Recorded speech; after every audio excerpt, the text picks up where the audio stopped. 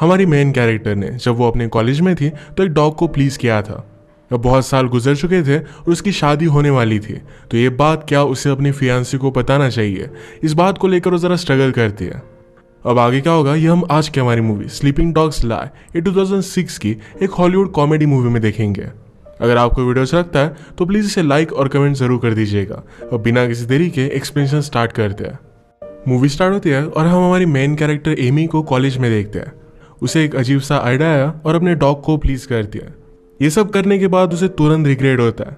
उसको थोड़ा भी अच्छा नहीं लगा था। वो सोचती है कि इस बात के बारे में वो किसी को भी बता नहीं सकती क्योंकि बहुत ही अजीब होगा। जैसे टाइम गुजरता गया वैसे इसके बारे में वो ज़्यादा सोचती नहीं थी। उसके अब तक जो भी बॉयफ्रेंड्स रहे थे उनके साथ उसकी रिलेशनशिप उतनी अच्छी थी नहीं, पर अब वो जॉन के साथ थी और जॉन उसे बहुत ही प्यार करता था। एमी भी उसके साथ बहुत ही सीरियस थी। वो अब सोचने लग गई थी कि क्या अब अपनी गलती के बारे में उसे जॉन को बताना चाहिए। उसे लगता था कि रिलेशनशिप में ऑनेस्टी बहुत ही इंपॉर्टेंट होती है। वो जॉन के साथ में पार्क में आई थी और इसके बारे में सोच रही थी, तो जॉन पूछता है कि तुम क्या सोच रही हो। वो उससे पूछती है कि क्या तुम मुझसे बहुत प्यार करते हो। जॉन ने कहा कि सबसे ज़्यादा मैं तुमसे ही प्यार करता हूँ। अपने कॉलेज के इंसिडेंट के बाद वो डॉग्स को उतना ज़्यादा लाइक नहीं करती थी और जॉन के पास एक डॉग था। एक रात जब वे दोनों एक दूसरे के साथ टाइम स्पेंड कर रहे थे तो जॉन ने एमी के लिए एक पेपर लाया। वो कहता है कि फर्स्ट टाइम मेरा पेपर में एक आर्टिकल आया। वो राइटर बनना चाहता था, तो एमी भी इसके लिए बहुत ही सरप्राइज हो जाती है। इसमें एमी ने पढ़ा तो इसमें लिखा था कि मैं तुमसे बहुत प्यार करता हूँ, क्या तुम मुझसे शादी करोगी, और ये जॉन की तरफ से था। एमी इसके लिए बहुत ही एक्साइटेड हो जाती है। उसने इसके लिए उसे हाँ कह दिया। इनके पास एक टॉय था जिसे जॉन उसे ओपन करने के लिए कहता है। ओपन करने के बाद इसमें से एक रिंग निकली। इसके बाद ये दोनों इंटीमेट हो जाते हैं। एमी कहती है कि तुम मेरे एक बेस्ट फ्रेंड हो, मुझे लगता है कि मैं तुम्हें कुछ भी बता सकती हूँ। जॉन ने कहा कि मैं भी तुम्हें कुछ भी बता सकता हूँ। उसे उसका एक सीक्रेट बताने के लिए कहती है। जॉन कहता है कि जब मैं 20 ईयर्स का था तो मैंने खुद को प्लीज किया था और मुझे लगा था कि मैं मर जाऊंगा। एमी कहती है कि मुझे भी तुम्हें कुछ बताना है, पर ये बताने के बाद शायद शर्म से ही मैं मर जाऊंगी। जॉन ने सुनकर बहुत ही सीरियस हो गया था, तो एमी डर जाती है। वो अब उसे वो बात नहीं बताना चाहती थी। उसने रूम में उसका और उसके फ्रेंड का फोटो देखा, तो जॉन को कहती है कि जब मैं कॉलेज में थी तो मेरी फ्रेंड के साथ इंटीमेट हुई थी। जॉन को ये बात बहुत ही इंटरेस्टिंग लगती है और फिर से उसके साथ वो इंटीमेट हो जाता है। इसके बाद एमी को हम उसके स्कूल में देखते हैं जहाँ पर वो टीचर थी। उसका एक बहुत ही अच्छा फ्रेंड था जिसका नाम था एड और वो हमेशा हर एक चीज़ के बारे में बात करते थे। उन्हें कोई भी प्रॉब्लम हुई तो एक दूसरे के साथ शेयर करते थे। एमी उससे पूछती है तुम्हें क्या लगता है कि रिलेशनशिप में एक दूसरे के साथ ऑनेस्टी होना बहुत ही इंपॉर्टेंट है। एड कहता है कि सचमुच में बहुत ही इंपॉर्टेंट है। जब मैं मेरी गर्लफ्रेंड को डेट करने लग गया था तो उसके पैरों की बहुत ही गंदी स्मेल आती थी। मैं हमेशा उनसे दूर हो जाता था, तो इस बात को लेकर हम में झगड़े होते थे। मैंने फिर उसे सब कुछ ऑनेस्टली बता दिया था। अगर मैं सच नहीं बताता तो हम दोनों में दरार पड़ जाती। लॉन्ग टर्म के लिए सच बोलना ही सही होता है। नेक्स्ट सीन में हम देखते हैं कि एमी से मिलने के लिए उसकी फ्रेंड आई थी। जब वो जा रही थी तो जॉन उसे बहुत ही ऑकवर्डली हक करता है। उसे एमी और उसके फ्रेंड की रिलेशनशिप के बारे में पता था, ये इसी की वजह से था। एमी और जॉन ने अब डिसाइड किया था कि एमी के पेरेंट्स के यहाँ पर हो जाएंगे और अपनी शादी के बारे में बात करेंगे। एमी नहीं चाहती थी कि जॉन का डॉग भी उनके साथ चले, पर इनके पास कोई ऑप्शन नहीं था। एमी घर जाते वक्त बहुत ही नर्वस थी। वो कहती है मेरे पेरेंट्स को लगता है कि मैं परफेक्ट हूँ, पर ऐसा कुछ भी नहीं है। जॉन भी ज़रा नर्वस था, पर एमी ने कहा कि तुम उन्हें बहुत ही पसंद आओगे। मेरे फादर भी हमेशा से राइट करना चाहते थे, पर कभी भी उन्होंने किया नहीं। तुम भी राइटर बनना चाहते हो तो ये बात उन्हें बहुत ही अच्छी लगेगी। जॉन ने कहा कि मैं न्यूज़पेपर डिलीवरी का काम करता हूँ, मैं एक्चुअल में अब तक राइटर नहीं बना हूँ, पर फिर भी एमी उसे कॉन्फिडेंस देती है। एमी के पेरेंट्स को स्मोकिंग अच्छी नहीं लगती थी, पर एमी और जॉन ने दोनों स्मोक कर आए थे। एमी के पेरेंट्स ने दरवाज़ा खोला और एमी की मदर जॉन को गले लगा दिया। वो कुछ स्मेल कर रही थी, तो जॉन ने कह दिया कि मैं स्मोकिंग करता हूँ, पर वो एक्चुअली स्मेल जॉन के डॉग की टट्टी का था। ऐसे एक वियर्ड से इंट्रोडक्शन के बाद ये सब घर में आते हैं। जॉन कहता है कि मैं ये मेस साफ कर देता हूँ। उसके साथ एमी के फादर भी आए। फादर ने कहा कि मैं और मेरी वाइफ फर्स्ट टाइम एक दूसरे के साथ तब इंटीमेट हुए थे जब हमारी शादी हो गई थी। मैं समझ सकता हूँ कि आजकल का वक्त बदल चुका है, पर हमारे सामने तुम एक दूसरे के साथ नहीं रह सकते। उन दोनों को उन्होंने सेपरेट बेडरूम्स दे दिया। घर में अंदर आने के बाद हमें पता चलता है कि एमी का ब्रदर, जिसका नाम था डगी, उसकी जॉब चली गई थी। उसकी गर्लफ्रेंड भी उसे छोड़कर चली गई थी, तो डिप्रेशन में आकर वो फिर से अपने पेरेंट्स के साथ रह रहा था। एमी के पेरेंट्स को हमेशा से परफेक्ट लगती थी, तो हमेशा उसे वो डायमंड गर्ल बुलाते थे। डिनर के वक्त बचपन से लेकर आज तक एमी ने जिन भी कंपटीशन में एक्सेल किया है, इन सारे कंपटीशन के रिजल्ट्स, ट्रॉफीज, ये सब कुछ जो जॉन को दिखाते हैं। ये दिखाते वक्त वो बहुत ही प्राउड थे। जॉन को एक्चुअल में एमी के बारे में ये सब चीज़ें पता थी, पर फिर भी वो बहुत ही सरप्राइज्ड है, इस तरीके से प्रिटेंड करता है। उसने अपने जॉब के बारे में भी बताया। एमी का ब्रदर डगी इन सब बातों में ज़्यादा इंटरेस्ट नहीं लेता और अपने रूम में जाकर वो ड्रग्स करने लग गया था। रात में जब ये अलग अलग रूम में सोने के लिए जा रहे थे तो एमी कहती है कि रात में मैं तुम्हारे पास आ जाऊंगी। इन दोनों को एमी के पेरेंट्स ज़्यादा पास भी आने नहीं देते। बीच रात में जॉन के पास आकर डगी स्मोक कर रहा था। वो जॉन से भी पूछता है, पर जॉन इसके लिए मना करता है। थोड़ी देर में कीबोर्ड लेकर वो उसे बजाने लग गया। जॉन रात भर सो नहीं पाता। सुबह होने पर यह सब चीज़ें जॉन एमी को बता देता है। ब्रेकफास्ट के वक्त एमी और उसकी मदर बात कर रही थी और मौके का फ़ायदा उठाकर जॉन एमी के फादर के पास जाता है। मदर समझ गई कि जॉन किस बारे में बात करने वाला है। एमी ने कहा कि आपको कैसे पता? मदर कहती है, जिस वक्त तुम्हारे डैड मेरे फादर से बात करने के लिए गए थे, उस वक्त वो इसी तरीके से डरे हुए थे। जॉन ने फादर को एक कन्फेशन किया कि एक्चुअल में पेपर में तो काम करता है, पर इसे सिर्फ वो डिलीवर करता है, पर वो राइटर बनना चाहता है। फादर कहते हैं कि तुम्हारे पास बहुत टाइम है, तुम्हारे ऊपर कोई भी रिस्पॉन्सिबिलिटी नहीं है, तुम अपने पैशन को फॉलो कर सकते हो। अगर तुम्हारी शादी हो गई होती तो ये बात कुछ अलग होती है। इसके बाद वो एमी को लेकर बात करने लग गए। फादर कहते हैं कि एमी मेरी बहुत ही अच्छी बेटी है। जॉन कहता है कि मैं भी उससे बहुत प्यार करता हूँ। अगर मैं राइटर नहीं बन पाया तो भी मैं ज़िंदगी काट लूँगा, पर अगर एमी मेरी लाइफ में ना हो तो ये बहुत ही हार्ड बन जाएगी। मैं उसके बिना जी नहीं सकता और उसी वजह से मैं उससे शादी करना चाहता हूँ। फादर ने इसे लेकर ज़रा सोचा और इसके लिए उसे परमिशन वो दे देते हैं। पैरेलल में एमी और उसकी मदर बात कर रहे थे। एमी कहती है कि एक सीक्रेट है जो मैं जॉन को बताना चाहती हूँ और मुझे लगता है कि शायद हमारी रिलेशनशिप खराब हो जाएगी। मदर कहती है कि कुछ सीक्रेट्स तुम्हें छुपा कर रखने चाहिए। जैसे कि एमी के फादर को लगता था कि वो दोनों सिर्फ एक दूसरे के साथ इंटीमेट हुए हैं, पर एक्चुअल में एमी की मदर किसी और के साथ भी इंटीमेट हुई थी। एक बहुत ही अमेजिंग अमेरिकन सिंगर को लेकर वो और उसके रूममेट इन दोनों में झगड़ा हुआ था। ये सब बातें उसने कभी भी एमी के फादर को नहीं बताई थी। इसको लेकर एमी बहुत हंसती है। रात में ये सब जब डिनर कर रहे थे तो डगी का फ्रेंड आया और उसके साथ बाहर जा रहा था। मदर डगी के फ्रेंड को डिनर में ज्वाइन होने के लिए कहती है तो वो भी मान जाता है। डिनर के बाद उन्हें बाहर जाना था, पर मदर ने कहा कि क्यों ना हम सब मिलकर गेम खेलें। इसके लिए डगी का फ्रेंड हाँ कहता है और डगी इससे बहुत ही फ्रस्ट्रेटेड हो गया अपने रूम में जाकर फिर से वो ड्रग्स करने लग जाता है। जब इनका गेम खत्म हो जाता है तो डगी ने अपने फ्रेंड से पूछा, क्या तुम्हारे पास मेरा सप्लाई है? पर फ्रेंड कहता है कि आजकल कोई भी सप्लाई मिल नहीं रहा। डगी इस बात से बहुत ही अपसेट हो गया।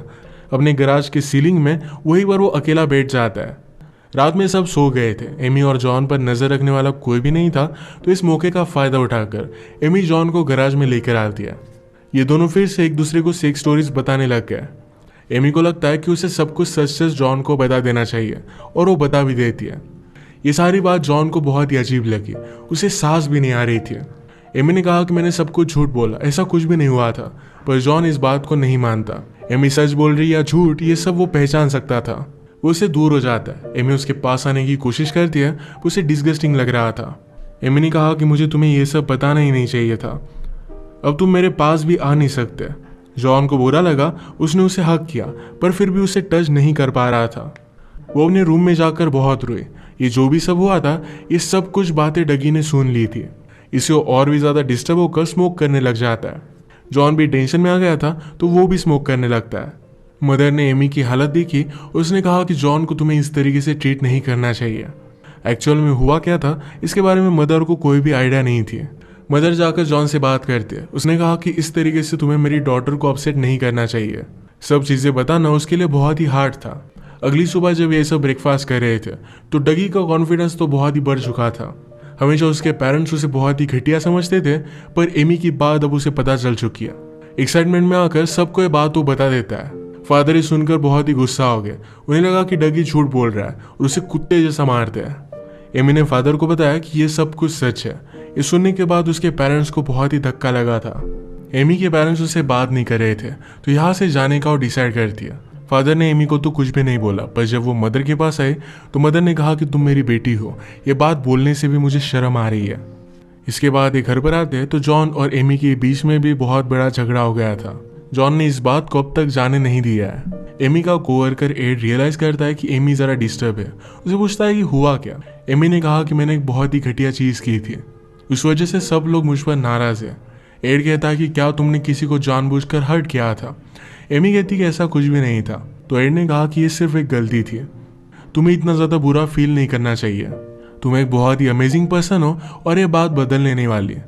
रात में एमी रूम से डॉग के साथ बाहर आए तो जॉन एक ही चीज इमेजिन करता है। एमी ने कहा कि तुम इस तरीके से नहीं सोच सकते, मैंने जब वो सब किया था तो मैं बहुत ही छोटी थी और वो सिर्फ एक गलती थी। जॉन भी फिर इस बात को जाने देता है। ये दोनों इंटीमेट होने लग गए, पर जॉन एमी को डॉग के साथ ही इमेजिन करता है। एमी ने कहा कि मैं मेरी फ्रेंड के साथ इंटीमेट नहीं हुई थी, वो सिर्फ डॉग की बात मुझे नहीं बतानी थी, उसी वजह से मैंने बोला हुआ था। जॉन ने कहा कि क्या तुम मेरे डॉग के साथ भी वही चीज कर सकती हो। एमी इस बात से बहुत ही ज्यादा गुस्सा हो जाती है। उसने कहा अब हम दोनों कपल नहीं रह सकते, ब्रेकअप कर वो वहां से चली जाती है। एमी ने अपने पेरेंट्स को कॉल लगाया तो उसके फादर उससे बात करते हैं, पर उसकी मदर उससे कुछ भी बात नहीं करना चाहती थी। वो फादर को आई लव यू कहती है तो फादर भी कहते हैं कि मैं भी तुमसे प्यार करता हूँ। जो भी सब हुआ था ये सब एमी ने अपने फ्रेंड को बताया। फ्रेंड कहती कि जॉन बहुत ही घटिया था, वो मुझ पर भी लाइन मारता था। एमी के पास अब खुद का अपार्टमेंट नहीं था तो उसे फ्रेंड के पास ही सोना पड़ता है। रात में उसे अपने फ्रेंड और उसके बॉयफ्रेंड की आवाज़ आती थी जो उससे अच्छा नहीं लगता। अगले दिन वो अपने कोवर्कर फ्रेंड एडी के साथ अपार्टमेंट ढूंढने लग जाती है। अगले दिन एमी को उसकी मदर का कॉल आया। एक्चुअल में उसकी मदर लॉयर को कॉल करना चाहती थी पर गलती से एमी को लग गया था। एमी पूछती कि क्या हुआ। मदर ने कहा कि एक रॉबरी हुई थी और वहां पर पुलिस को डगी की कार मिली। वो घर पर ही था, उसने कुछ भी नहीं किया था, पर फिर भी उसे अरेस्ट कर लिया गया है। इसके बाद एमी को एड का कॉल आता है। एड ने कहा कि मेरी वाइफ मुझ पर चीट कर रही है, मुझे लग रहा था कि हमारे मैरिज में कुछ ऑफ है, तो मैं उसे सरप्राइज देने के लिए गया तो किसी और के साथ वो इंटीमेट हो रही थी। एमी फिर उसे अपने घर बुला लेती है। उसने उसे सहारा दिया। एड कहता है कि मैं सबसे बड़ा लूजर हूँ। एमी कहती कि ऐसा कुछ भी नहीं है, वो दोनों पास आ गए थे तो इंटीमेट होने लग गए। एड कहता है कि मेरे साथ इंटीमेट मत हो, मैं बहुत ही फैट हूँ।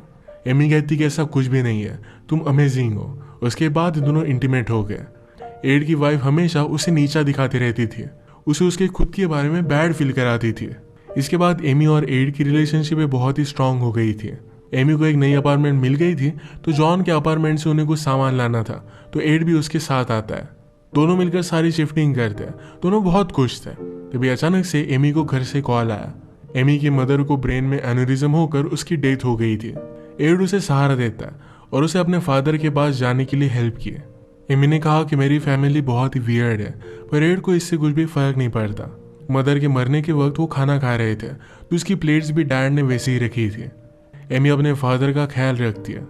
अब तक एमी के ब्रदर डगी को कुछ भी पता नहीं था और वो अब जेल में है। एमी कहती कि मैं जाकर ये बात उसे बता कर आऊंगी। अगले दिन वो जा रही थी तो एड उसे पिकअप करने के लिए आया। एमी ने कहा कि तुम्हें मेरे साथ चलने की कोई भी जरूरत नहीं है। एड ने कहा कि जेल में जाना बहुत ही हार्ड होगा, मैं तुम्हें वहां अकेला नहीं जाने दूंगा, मैं तुम्हें बहुत ही लाइक करता हूँ। एमी ने डगी को मदर के बारे में बता दिया। डगी ने पूछा कि ऐसा हुआ क्यों। एमी कहती कि शायद स्ट्रेस की वजह से आया। डगी बहुत ही डिस्टर्ब हो जाता है।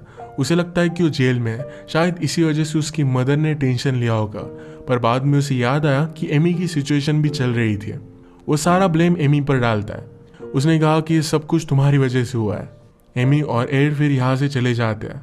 एड पूछता है कि डगी किसके बारे में बात कर रहा था। एमी इसका उसे कुछ भी जवाब नहीं देती है। वो इरिटेट होगी और कहती कि तुम अपने घर चले जाओ, ये एक फैमिली मैटर है और तुम मेरे बॉयफ्रेंड भी नहीं हो। इस बात से एड हर्ट हो गया था। मदर का फ्यूनरल होने के बाद एमी फिर से स्कूल में आई। वो एड से कहती है कि मैंने तुम्हें बहुत बार कॉल करने की कोशिश की, तुमने मेरे कॉल्स भी नहीं लिए। एड कहता है कि मुझे लग रहा था तुम्हें अकेला छोड़ देना चाहिए। वो कहता है कि मैं और मेरी वाइफ फिर से अब एक साथ है, हम दोनों थेरेपी वगैरह कर रहे हैं तो शायद सारी चीजें एकदम नॉर्मल हो जाएगी। इसमें गलती एमी की थी, उसने एड को दूर कर दिया था। एमी को बहुत ही बुरा लगता है। एड ने उसे एक ओरिगामी गिफ्ट किया था जिसे वो जला देती है। रात में एमी घर पर स्मोक कर रही थी तो उसके फादर उसे मिलने के लिए आ गए। एमी इसे बुझाती है पर फादर ने कहा कि मुझे हमेशा से पता था तुम स्मोक करती हो, सिर्फ मैं नहीं चाहता था तुम्हें यह बात पता चले। एमी की मदर ने उसके लिए एक लेटर लिखा था, ये पोस्ट करना वो भूल गई थी, जो वो एमी को दे देते हैं। इसमें मदर ने लिखा था कि मैंने जिस तरीके से तुम्हें ट्रीट किया इसके लिए मैं बहुत सॉरी हूँ। मैं तुम्हें माफ नहीं कर सकती क्योंकि तुमने कुछ गलत किया ही नहीं था, ये सिर्फ एक तुम्हारी छोटी सी गलती थी।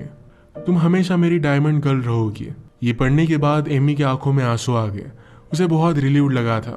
फादर और वो एक दूसरे को गले लगाते हैं। फादर ने भी कहा कि तुम भी मेरी हमेशा डायमंड गर्ल ही रहोगी। फादर एमी से पूछते हैं क्या तुम्हारी मदर का भी कोई सीक्रेट था। एमी नहीं चाहती थी कि कभी भी फादर को मदर का सीक्रेट पता चले, तो इस बात पर वो हंस देती है। कहती कि ऐसा कुछ भी नहीं था। अगले दिन एमी एड से मिलने के लिए गई। कहती है मुझे तुमसे कुछ बात करनी है। एमी कहती कि मुझे पता है कि तुम अपनी मैरिज को सुधारना चाहते हो, पर रिस्पेक्टफुली मैं कहना चाहती हूँ कि मैं तुमसे बहुत प्यार करती हूँ। एड ने कहा कि हम दोनों की सिचुएशन में कुछ भी फर्क नहीं पड़ा है। उसकी वाइफ फिर से उसे बहुत ही ज्यादा तकलीफ दे रही थी। एड कहता है कि मैं भी तुमसे बहुत प्यार करता हूँ, पर मैं तुमसे डरने लग गया हूँ। तुम्हारा सीक्रेट तुम मुझे कभी भी बताती नहीं। एमी ये बताना चाहती थी और वो जरा नर्वस हो गई। तो एड कहता है मुझे तुम्हारे सीक्रेट के बारे में ऑलरेडी पता है। तुम जब जॉन के साथ थी तो शायद तुम प्रेग्नेंट हो गए और तुम्हें अबॉर्शन करना पड़ा, और इसी वजह से तुम्हारी फैमिली ने तुम्हें ठुकरा दिया था। इस बात से मुझे कुछ भी फर्क नहीं पड़ता। मुझे भी पॉर्न की एडिक्शन है। एमी ने सोचा सच बोलने की वजह से लास्ट रिलेशनशिप उसकी टूट गई थी। वो एड से बहुत ही प्यार करती थी, तो उसे सच नहीं बताती, उसी की बात को हाँ में हाँ मिला देती है। एमी हमसे कहती है कि मेरी मदर के झूठ की वजह से मेरे फादर हमेशा खुश रहे थे, तो ये बात छुपाना उसे ज़्यादा बड़ी बात नहीं लगती है। इसके बाद हम देखते हैं कि एमी और एड एक साथ थे, उनकी शादी भी हो गई थी। इसी के साथ ही मूवी एंड हो जाती है। अगर आपको इस वियर्ड सी मूवी का एक्सप्लेनेशन अच्छा लगा तो प्लीज़ इसे लाइक और कमेंट जरूर कर दीजिएगा। मैं बहुत सारी मूवीज़ लेकर आते रहता हूँ, तो प्लीज़ इस चैनल को सब्सक्राइब कर दीजिए और बेल नोटिफिकेशन आइकॉन दबाना मत भूलिएगा। हम फिर से मिलेंगे और एक नई मूवी के साथ। तब तक के लिए थैंक यू।